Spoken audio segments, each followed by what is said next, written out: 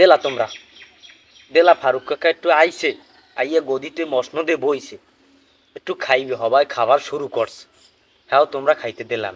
এই পাপন কাকু যে এতটুকু বছর খাইয়ে গেছে, তোমাকে একাল মনে আনলেন হ্যাঁ একটু লাড়া দিতে আর পারতা না?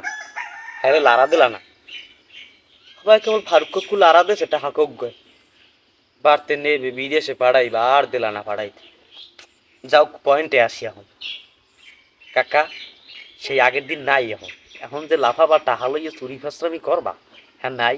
তুমি বিদায়, তোমার বিসিবি পথ গেলে ছুড়ইলা। তুমি আর পাবন কাকু আমি এক ঘরে যে বসো বসর, তুমি আর বাংলাদেশে থাকো না। এই বাঙালি দেশের, এই বাঙালিদের এই আবেগ নিয়ে খেলবা, এই কি তোমাদের সাথীদের? তুমি কি মনে করছিলা কাকা? তুমি আস্তে করে চললে যাও।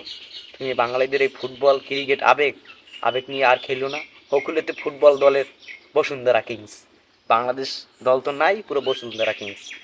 যদি এইবার হারুই দাদু, দাদু রে অন্বেষণে বইয়ে যাবো ফির। ফারুক কাকাল লইয়া অন্বেষণে বলে যাবো ইফির কমু। ফারুক কাকার যেরমে রোগ, বাহুকে সভাপতি তার চাই। কেন ফারুক কাকাই এটা দিয়ে খাইতেন, ওটা দিয়ে খাইতে হইবে কাকা। কাকা না খাইয়ে আর থাকতে পারবে না। তোমরা আর খেলাবেলা করলো না।